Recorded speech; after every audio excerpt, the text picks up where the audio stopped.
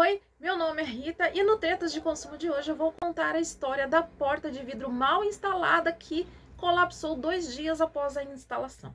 Eu estou regravando esse vídeo porque quando eu fui editar a primeira vez que eu gravei, eu percebi que eu tinha colocado o cenário errado, então tinha um pedaço aqui do fundo da parede aparecendo, então estou tendo que regravar o vídeo inteiro e só por isso eu já mereço o seu like, então deixe o seu like aí para me ajudar e agora vamos à história. Antes de ser instalada essa porta de vidro, havia ali no local uma porta de PVC sanfonada, que a gente havia escolhido justamente por ser um tipo de porta que não ocupa espaço, uma vez que, como o próprio nome diz, ela abre e fecha como uma sanfona, então não é necessário que haja um espaço vazio na frente da porta para que ela possa abrir como uma porta de abrir normal, que precisa fazer esse movimento aqui. Acontece que essa porta de PVC, Acontece que essa porta de PVC não dura muito tempo. O material em si, o PVC, ele é bem durável, só que a forma como esse tipo de porta é construída faz com que ela não dure muito tempo. Para quem não conhece, eu vou deixar passando as imagens aqui de uma outra porta sanfonada que a gente tem para ilustrar o que eu estou dizendo. Então, na parte de cima tem um trilho onde se encaixam pinos que seguram os pedaços da porta, né? Que a porta ela é feita toda cheia de tiras, né? Então, esse trilho segura esses pinos, só que justamente esse trilho, ele com o tempo, de tanto a gente abrir e fechar, ele acaba quebrando em alguns lugares, ou os próprios pinos acabam se soltando da porta, e aí fica o pino pendurado no trilho, sem segurar a porta, e foi justamente o que aconteceu com essa porta de PVC. 2 desses pininhos que ficavam ali, eles se quebraram ali na parte em que encostava na parte em que ficava preso na porta, e aí ficou só os pininhos pendurados, aí não tinha como recolocar, porque realmente aquela parte da porta tinha quebrado, e aí essas tiras, elas foram para baixo e ficavam arrastando no chão. Aí, para poder continuar utilizando a porta, eu fiz uma gambiarra ali, peguei uma fita adesiva e coloquei aquelas tiras para cima, e aí coloquei fita adesiva para poder segurar as tiras na tira que não tinha caído, na tira que estava do lado, né, para que a gente pudesse continuar utilizando a porta. Mas é claro que essa gambiarra da fita adesiva não iria durar muito tempo, então a gente precisava comprar outra porta. E aí eu fiquei pensando se valeria a pena comprar uma outra porta de PVC, sabendo que com o tempo aconteceria aquilo de novo. Então eu fiquei pensando que outro tipo de porta poderia colocar, e o meu primeiro pensamento foi colocar justamente a porta que tem hoje, que é tipo um portãozinho que eu vou mostrar para vocês.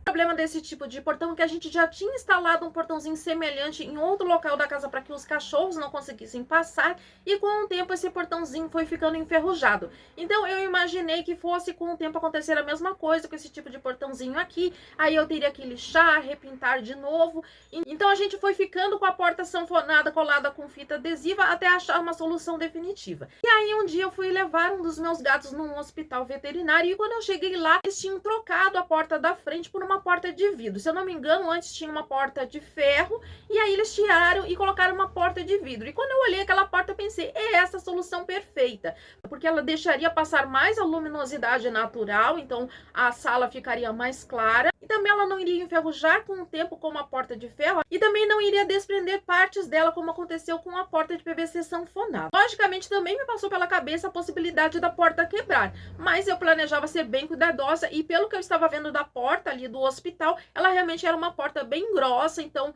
me parecia ser bem resistente e não iria quebrar à toa. Então depois que eu voltei para casa com o gato, eu entrei em contato com uma vidraçaria que tem perto da nossa casa, perguntei se eles faziam portas, eles falaram que sim, e aí eu solicitei um orçamento. Se eu não me engano, eu acho que eles vieram no dia seguinte para fazer as medidas, e a abertura aqui é de 70 centímetros. E a altura, se eu não estou enganada, é 2,10 metros, porque é a altura padrão de todas as portas. Ele deu um orçamento de R$ 500 e 3 opções para colocação da porta. Ele falou que ela poderia ser colocada com um trilho em cima, né, para que ela ficasse de correr, semelhante à porta sanfonada que tinha no local, que depois eu mesma retirei para que eles pudessem colocar a porta de vidro. Ou então poderia ser colocada como uma porta pivotante, e aí eles colocariam um parafuso no chão e outro no teto, né? No teto não, na parte de cima ali, né? No teto do vão da porta, né? Vocês entenderam. E aí a porta iria rodar assim, né? Como uma porta pivotante. Ou a terceira opção, que foi a que a gente escolheu, colocar uma dobradiça comum para que a porta abrisse assim como uma porta comum, né, de abrir e fechar. E a gente acabou optando por essa terceira opção, porque para colocar uma porta de correr, eu teria que retirar uma cômoda, que não dá para ver ali na foto que tem na capa, mas que ficava atrás daquela parede ali que tem do lado da porta. Então, de um lado tinha o armário, então pela foto vocês podem ver que tem um roupeiro ali de um lado, e no lado oposto, encostado na parede assim, tinha uma cômoda. Então, para poder colocar a porta de correr, eu teria que retirar a cômoda dali, eu teria que retirar a cômoda dali e colocar em outro lugar, e eu realmente não queria fazer isso. Então, ou a gente colocava pivotante ou colocava com as dobradiças, e como a gente não tem experiência com porta pivotante, no fim das contas a gente achou que era melhor colocar dobradiça comum mesmo. A gente achou um pouco caro o valor de R$500, mas considerando que a gente imaginava que a porta duraria para sempre, né, contanto que a gente tivesse cuidado de não quebrá-la, a gente achou que valeria a pena o investimento. Bom, aí pediram um prazo para confeccionar a porta, que se eu não estou enganada foi de apenas uma semana. A gente pagou metade do valor adiantado e a outra metade depois que fosse feita a instalação. A porta também tinha uma fechadura e uma maçaneta. Eu não lembro como era a maçaneta, mas se eu não estou enganada, eu acho que era uma maçaneta redonda de madeira. Eu procurei no meu computador uma foto da porta inteira, mas infelizmente eu não consegui encontrar. Então na foto que tem não dá para ver essa maçaneta. Bom, na data marcada, 2 homens vieram fazer a instalação da porta. E enquanto eles estavam instalando a porta, eu e minha mãe ficamos mais distantes para não atrapalhar. E uma coisa que me chamou a atenção após a instalação da porta foi que as dobradiças estavam mal posicionadas. Eu já comentei algumas vezes aqui no canal que aqui em casa eu faço pequenas reformas, instalações e consertos. Então, sou bem familiarizada com furadeira e por isso eu sei quais são os locais corretos para se fazer furos. Pela foto dá para perceber que a dobradiça de baixo até que não foi colocada tão errado assim. Ela não está exatamente no meio, mas ela está razoavelmente centralizada, só pendendo um pouquinho mais para o lado de cá. Só que se vocês perceberem bem, ela também está levemente inclinada. O erro maior realmente foi na dobradiça da parte de cima, que infelizmente eu não consegui encontrar uma foto que mostrasse. Mas eu fiz uma filmagem, porque depois que caiu, eu não consertei mais ali onde caiu o pedaço do reboco. Então eu fiz uma filmagem que eu vou mostrar pra vocês. Eu vou só terminar de explicar, e aí vou mostrar pra vocês a filmagem, o local exato onde caiu, aí vocês vão entender o que aconteceu. Então, a dobradiça da parte de cima não ficou alinhada com essa de baixo. Ela ficou um pouco mais pra cá, pro finalzinho aqui da porta. Então, tem menos reboco segurando o parafuso do lado de cá do que aqui. E foi justamente isso que aconteceu. Agora eu vou mostrar. Então a porta ela não ficou bem retinha, ela ficou levemente inclinada pro lado de cá, porque essa dobradiça de cima ficou um pouco mais para cá. E eu acho que justamente por isso que justamente por isso que essa dobradiça que estava aqui embaixo, no fim das contas, ela acabou ficando um pouquinho inclinada assim. Porque eu acho que como ele colocou errado em cima, na hora de instalar, a porta ficou assim, acabou levando essa a ficar um pouco inclinada também. Mas vocês podem perceber na foto ali, em que a porta já está quebrada, que a dobradiça de baixo ela continuou no local. O que caiu foi só a dobradiça de cima. Eu vou explicar para vocês a forma como quebrou, tá? Mas antes eu vou passar para vocês o filmezinho que eu gravei, mostrando para vocês o pedaço da parede onde caiu, aí vocês vão conseguir entender bem direitinho o que aconteceu. Ó, gente, aqui foi o exato local onde se desprendeu a dobradiça da porta. Ela ficava instalada mais ou menos aqui, assim. Vocês podem perceber que caiu todo esse pedaço de reboco aqui. E prestem atenção numa coisa, ó. Esse portãozinho de ferro que tem instalado hoje, o parafuso dele fica aqui bem no meio da parede. Se a gente for seguindo uma linha reta aqui, a dobradiça da porta deveria ter sido instalada aqui assim, e não aqui no finzinho da parede, ó. A gente seguindo aqui, ó, tá vendo, ó? O parafuso fica bem aqui no meio, ainda sobra todo esse pedaço aqui de parede para segurar esse parafuso. Só que ele colocou bem no finalzinho aqui, e aí tinha uma camadinha menor de reboco para segurar aquele peso todo da porta. Então, realmente, o reboco não conseguiu segurar o peso da porta, e por isso a dobradiça saiu fora com parafuso e tudo, levando um pedaço do reboco consigo. A maneira correta de fazer a instalação seria colocar as dobradiças centralizadas exatamente no meio da parede e perfeitamente alinhadas uma com a outra. Mas, infelizmente, não foi isso que eles fizeram. Bom, agora que vocês já viram a filmagem, eu vou contar para vocês como aconteceu. Como vocês viram aí pelas datas das fotos, a porta foi instalada no dia 16 de maio de 2015 e ela caiu no dia 18 de maio de 2015, ou seja, 2 dias depois. Nesse intervalo de tempo aí desses 2 dias, a porta foi aberta e fechada algumas vezes, né? sem problema nenhum. Ela não fez nenhum barulho de estar rangendo, ou qualquer barulho que indicasse que ela estivesse se desprendendo da parede, ela abria e fechava normalmente. E o que aconteceu foi que na manhã do dia 18 de maio de 2015, eu fui abrir essa porta e nesse momento, esse gato que aparece na foto aí, o nome dele é Áquila, e ele estava do outro lado da porta quando eu fui abrir essa porta. E aí o que aconteceu foi o seguinte, vamos fazer de conta que isso aqui seja a porta de vidro. Então eu peguei aqui pela maçaneta para abrir a porta e quando eu fiz esse movimento de abrir, a dobradiça aqui de cima se desprendeu da parede, levando um pedaço de reboco e tudo, e a porta ela se inclinou para frente e aí aqui onde tem aqui onde tinha a dobradiça de baixo, a dobradiça não se soltou da parede, mas com a inclinação da porta nessa direção e a dobradiça continuando fixa na parede, houve uma quebra do vidro aqui, onde ficava presa a dobradiça. E aí, quando quebrou aqui, a porta, ao mesmo tempo que estava indo para frente, bateu no chão, né? Teve um choque com o chão e com esse choque ela se espatifou completamente e aí os cacos de vidro foram todos em direção ao Áquila que estava na minha frente. E no momento em que ela bateu no chão, o meu pé também estava próximo da porta, então por poucos centímetros a porta não decepou o meu pé. E a sorte do Áquila é que do lado de cá, só para vocês entenderem, tá? Eu estou no cômodo onde essa porta caiu, tá? Então, aqui atrás ficava aquele roupeiro. Hoje em dia tem um outro roupeiro, tá? Mas o roupeiro que vocês veem na foto ficava nessa mesma direção aqui, atrás de mim, onde eu estou sentado. Aí do lado de cá era a porta de vidro.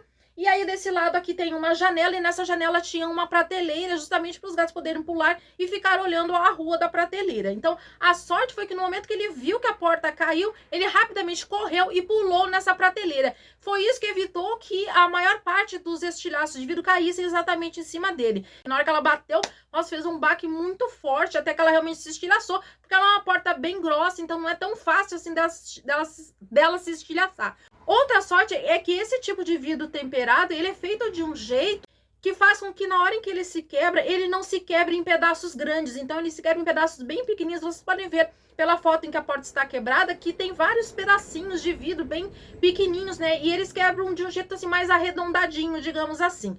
Mas ainda assim, o pelo do meu gato ficou totalmente cheio de cacos de vidro, então eu tive que pegar vários chumaços de algodão, e ainda bem que eu tinha algodão em casa naquele momento, também se não tivesse eu teria pego uma toalha, alguma outra coisa, e aí fui passando os chumaços de algodão até conseguir retirar totalmente os cacos de vidro da pele dele, né, da pelagem dele, né, alguns cacos de vidro ficaram menores do que aqueles pedaços que aparecem ali, então foi bem difícil mesmo. Depois eu ainda escovei, passei um pente e ainda dei um banho no Áquila para ter certeza que realmente não ia sobrar nenhum caco de vidro ali, porque para quem não sabe, para quem não tem gato, os gatos eles costumam tomar banho lambendo a pelagem, né? O chamado banho de gato. Então, eles se lambem com a língua. Então, se sobrasse algum caco de vidro na pelagem dele, ele poderia engolir aquele vidro, né? E ter graves problemas, inclusive vir a óbito. Então, eu tive esse cuidado de dar banho nele, secá-lo com secador, para realmente ter certeza absoluta que não tinha sobrado nenhum caco de vidro.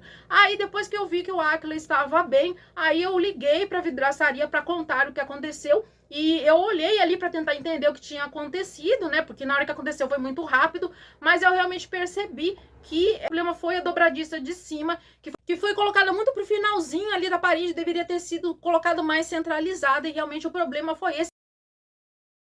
Tanto é que o problema foi a dobradiça, que a dobradiça de baixo continuou na parede. A porta se quebrou toda, mas a dobradiça de baixo continuou lá, porque a dobradiça de baixo foi colocada da maneira correta, né? Não estava 100% centralizada, estava levemente um pouco mais para cá, mas ela estava razoavelmente bem centralizada. Mas a de cima, realmente, o cara botou muito pro cantinho ali, e aí o reboco não foi...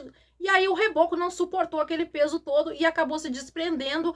Então eu contei para ele o que tinha acontecido. Nessa época eu não tinha WhatsApp, eu não sei se ainda não existia ou se existia, mas eu que não usava. Então não tinha como mandar uma foto para ele. E aí, como a vidraçaria era aqui perto, ele mandou alguém, ou ele mesmo veio, não lembro, para recolher os cacos de vidro, né, e examinar o que tinha acontecido. Quando o rapaz veio, eu já tinha recolhido em sacos de lixo os cacos de vidro, né, porque a gente não ia ficar com aquele monte de caco de vidro espalhado, não sabia que hora que ele ia vir. Então, mostrei ali os sacos com os cacos de vidro, né, ele levou embora, né, e antes de ir ele olhou a parede, eu expliquei o que aconteceu, mostrei a dobradiça que tinha ficado intacta ali na parte de baixo, né? E mostrei que tinha se soltado da parte de cima, expliquei o que aconteceu, mostrei ali onde o reboco tinha se soltado, falei que tinha que ter colocado a dobradiça mais pro meio da parede, que botou muito no finzinho, por isso que caiu, não aguentou o peso da porta e tal. E aí ele voltou lá pra vida, e aí depois ele deve ter relatado lá pro dono da vidraçaria o que aconteceu. E aí depois mais tarde eu entrei em contato, ou o dono da vidraçaria me ligou, eu realmente não lembro com exatidão se foi eu que liguei, se foi ele que ligou. E aí ele disse que faria uma porta nova, porque estava dentro do prazo legal de garantia de 90 dias, né? E realmente o rapaz veio aqui, ele viu que o problema foi a má instalação da porta, que não foi a gente que quebrou a porta de outra forma. Então realmente ele falou que daria. Então, por isso, ele disse que ele faria uma nova porta. Só que eu falei pra ele que eu não queria mais uma nova porta, porque eu ia ficar com medo toda vez que eu fosse abrir a porta de que acontecesse de novo. Mesmo que dessa vez a instalação fosse bem feita, eu ficaria o resto da vida com aquele medo, né? Porque, afinal de contas, por pouco a porta não decepou o meu pé, por pouco não matou o meu gato. Então, realmente, eu não poderia viver o resto da vida com medo cada vez que eu abrisse a porta, que aquela porta caísse novamente. Então, realmente, eu não queria outra porta. E o que eu queria era o meu dinheiro de volta, porque eu não me sentia segura de ter uma outra porta de vidro. Infelizmente, ele não contestou e concordou em devolver o dinheiro, disse que eu estava no meu direito de pedir o dinheiro de volta e só pediu que eu fosse até lá para que ele pudesse fazer a devolução do valor pago. E aí eu fui até lá, ele me devolveu os R$500, acho que ele me deu um recibo para assinar, que ele tinha pago de volta o dinheiro, e assim ficou resolvido. Isso foi muito bom, porque eu já tive experiências bem negativas com outras empresas nesse sentido, em que eu tive que ir no Procon, tive que ir na Justiça para conseguir o dinheiro de volta. Então, dessa vez realmente a empresa foi nota 10 na hora de resolver o problema, devolveu o dinheiro, não ficou discutindo, porque ele realmente entendeu que eu não teria coragem mais de ter uma outra porta de vidro. E realmente, gente, nunca mais na vida eu quero ter nem porta de vidro, nem box. Inclusive, eu fiz um outro banheiro aqui em casa e eu não coloquei nenhum box ali. Eu vou colocar uma cortina de plástico mesmo. É feio, mas pelo menos se a cortina quebrar, não mata a gente. Vim fazer um adendo só para esclarecer que pelo Código de Defesa do Consumidor ele teria até 30 dias para resolver o problema, mas como nesse caso a única solução possível seria ele nos dar uma porta nova e isso era algo que a gente não queria, realmente a única solução seria devolver o dinheiro. Se ele fabricasse algum outro tipo de porta que não fosse de vidro, a gente até poderia ter aceitado, mas não era esse o caso e a gente também não tinha nenhum outro serviço a ser feito com vidros que ele pudesse ter trocado pela porta. E se ele desse algum crédito para a gente utilizar no futuro, a gente também, se quebrasse algum vidro de uma janela, a gente não iria chegar a gastar R$500. Então a gente ia ficar a vida inteira para conseguir quebrar vidro suficiente para gastar os R$500 que a gente gastou na porta. Então, realmente a única solução viável era a devolução do dinheiro. Ele não criou problema para devolver o dinheiro. Em outras ocasiões que a gente precisou do serviço de vidraçaria aqui, porque quebrou algum vidro da janela ou coisa do tipo, a gente novamente contratou o serviço dessa vidraçaria. Então, apesar do transtorno que a má instalação da porta causou, ainda assim a gente continuou utilizando os serviços da vidraçaria, porque na hora de resolver o problema eles não ficaram contestando, a gente não precisou ir no Procon, nem no juizado especial, nem nada do tipo. Ele prontamente concordou em devolver o dinheiro. E foi essa treta de consumo de hoje. Se gostou, não esqueça de deixar o seu like. Se ainda não for inscrito, inscreva-se. Nos vemos no próximo vídeo e tchau!